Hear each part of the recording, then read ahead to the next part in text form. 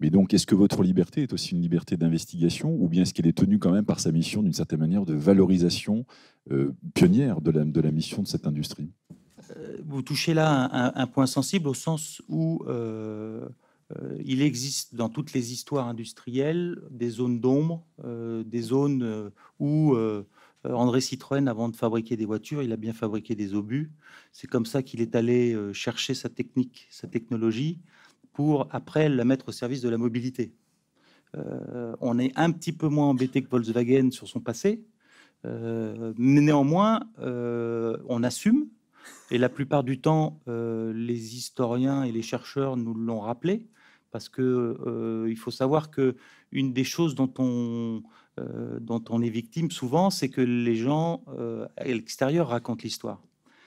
Ce qu'on s'est promis dans notre organisation à partir de maintenant, c'est que on écrirait notre histoire. C'est-à-dire qu'on a rassemblé les éléments, on va réunir les témoins, on va charger un comité de rédaction, on va dire, le plus objectif possible, de pouvoir au moins éditer une collection de notre histoire, Citroën par Citroën, Peugeot par Peugeot, et ainsi de suite, pour ne plus avoir à globalement avoir une compréhension plutôt extérieure. Les gens qui choisissent un angle, on va dire orienté, on va le faire.